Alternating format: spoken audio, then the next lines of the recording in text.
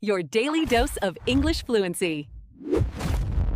Hi, everyone. Thank you so much for hitting play and spending your time with us today. You are back at Mr. English Master, and honestly, it feels like we are just sitting down for a warm coffee with a good friend.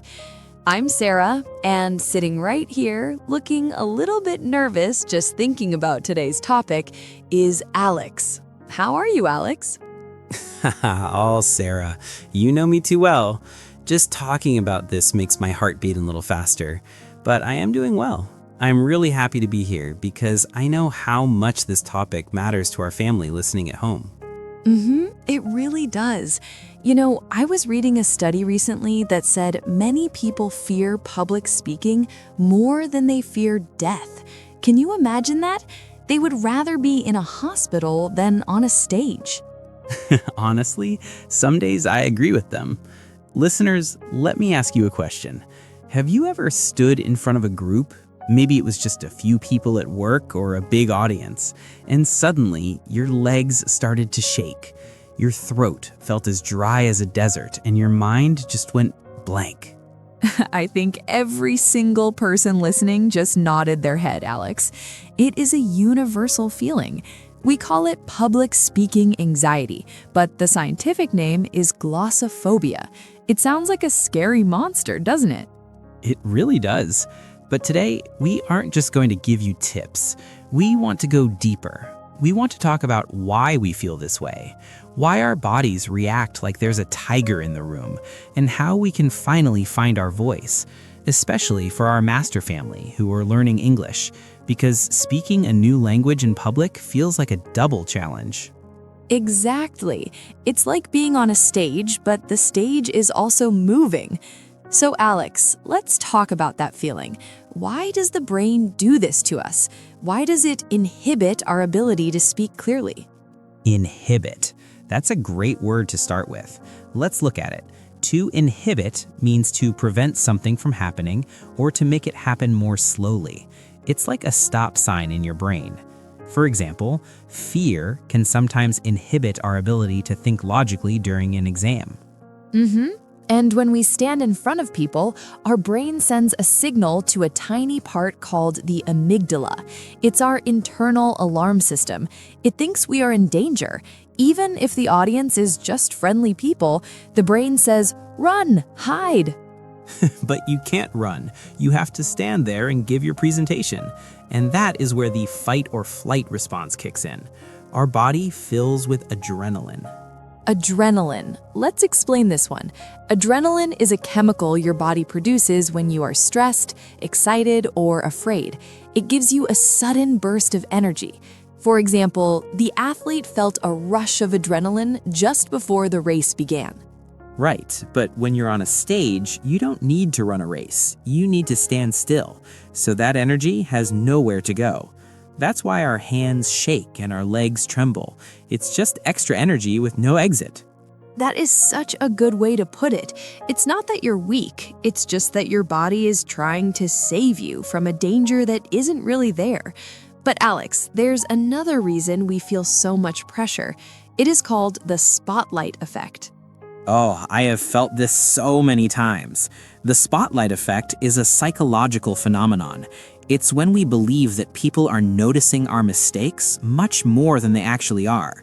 We think everyone is looking at our shaky hands or our tiny grammar mistakes. Exactly. We think there's a giant spotlight on our flaws. But the truth? Most people in the audience are just thinking about their own lives. They aren't judging you. They're actually hoping you do well so they can learn something. Our perception of the audience is often wrong. Perception. Let's dive into that word. Perception is the way you notice or understand something using your senses. It's how you see the world. For example, his perception of the situation changed after he heard the full story. So if we change our perception of the audience, we change our fear. Instead of seeing them as judges, we can see them as friends or students. But Sarah, it's still hard to be vulnerable. Vulnerable. What a beautiful, deep word. Being vulnerable means being open to the possibility of being hurt or criticized. It's like showing the world your real self without a shield. For example, it takes a lot of courage to be vulnerable and share your personal struggles in a speech. Yes, and when we speak a second language, like English, we feel even more vulnerable. We think, what if they think I'm not smart because my grammar isn't perfect? But Alex, I always say the audience doesn't want a grammar master. They want a story master. They want to connect with you. If you make a mistake, it just proves you're human. It actually makes people like you more. I hope so. You know, there was a study from Harvard about this. They talked about something called anxiety reappraisal. Ooh, I love this. Tell us more. They found that when people feel nervous, they usually tell themselves, I'm calm. But it doesn't work because your heart is still racing. Instead, the researchers told them to say, I'm excited. That is genius, because fear and excitement feel the same in the body. Both make your heart beat fast, so you just change the label in your head. Exactly. You are simultaneously nervous and excited. Simultaneously. Let's pause for a second. Simultaneously means happening at exactly the same time. For example, the singer was playing the guitar and singing simultaneously. Right, so when you stand on that stage, don't try to kill the butterflies in your stomach. Just teach them to fly in formation. Tell yourself, this energy is not fear. It is excitement to share my message. I love that. Teach the butterflies to fly in formation. But Alex, let's talk about some practical things. Some of our master family have big presentations coming up. What can they do physically to calm down? I think the most powerful tool is box breathing. The 4-4-4-4 method. Yes, you breathe in for 4 seconds, hold for 4, breathe out for 4, and hold for 4. It tells your nervous system, hey, we are safe. There is no tiger. It lowers your cortisol, which is the stress hormone. And another trick I love is eye contact with a friend. Even if you don't know anyone in the audience, find one person who looks kind, one person who is nodding. Speak only to them for a moment. It makes the 1,000 people feel like just one person. That is so helpful. It makes the situation feel less overwhelming. And for our English learners, remember this. Your message is more important than your mistakes. If you focus on how can I help this audience, you forget to worry about how do I look. That is a big shift in focus, from me to them. Exactly. When you focus on helping, the anxiety starts to fade because you have a mission. Short pause. Alex, have you ever used visualization? Oh, all the time. Before I came to this podcast today, I sat in my car for 2 minutes. I closed my eyes and I imagined us having a wonderful, warm conversation. I imagined our listeners feeling encouraged. And here we are. It worked. It did. Visualization helps your brain practice the success before it happens. It builds your competence. Competence.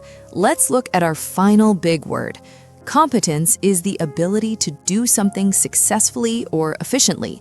For example, his competence as a public speaker grew every time he practiced in front of a mirror. So, competence builds confidence. The more you do it, the less the tiger scares you. Even the most famous people, like Warren Buffett, used to be terrified of public speaking. He actually took a course just to learn how to deal with it. He didn't wait for the fear to go away. He moved with the fear. That is so encouraging. Fear is not a stop sign. It's just a proceed with caution sign. Exactly. Alex, I think it is time. Our master family has learned so much today. Should we walk through the words one more time? I would love to. Let's start the word tour. Okay, the first one was inhibit, to prevent or slow down a process. Then we had adrenaline, the chemical that gives you energy when you are stressed or excited. Next was perception, your way of understanding or seeing a situation. And then vulnerable, being open and brave enough to show your real self, even if you might be criticized. Then we talked about simultaneously, when two things happen at the exact same time. And finally, competence, the ability to do something well. What a master list! I hope these words give you the power to stand a little taller next time you have to speak. Me too. You know, Sarah, I feel much more excited now than I did at the start of this episode. My adrenaline is working for me now, not against me. See, anxiety reappraisal in action. Warmly, Master Family, thank you. Thank you for giving us your time today. We know that speaking up can be scary, but your voice is a gift. Don't keep it hidden because of a shaky leg. Yes, the world needs to hear your story. Even if your English isn't perfect, your heart is. And if you want to keep building your confidence and your vocabulary with us, please hit that subscribe button. Every time you join our family here, you are taking a 1% step towards being a master of your own life. It really does make a difference. And hey, we want to learn from you too. Go to the comments right now and tell us, what is the one physical symptom you feel when you are nervous and how you deal with it? Do your hands sweat? Does your mind go blank? Tell us. Use the word perception or vulnerable in your sentence if you can. We read every single comment and they give us ideas for our future episodes. Yes, tell us what you want to hear next. Do you want to talk about job interviews or maybe how to make friends? We build this channel for you. And while you're here, if you're feeling a bit tired or burnt out from your studies, you should really watch our video on overcoming burnout. Or if you want to know how to talk to your future self to gain more confidence, we have a wonderful episode on that too. Those videos are full of the same warm energy, and they will help your English improve while you gain more wisdom for your life. Knowledge and language growing together. Take a deep breath. You are brave. You are stronger than your fear. Take care of your voice and take care of your hearts. We'll see you in the next episode of Mr. English Master. Keep talking, keep shining. Bye-bye. Bye-bye.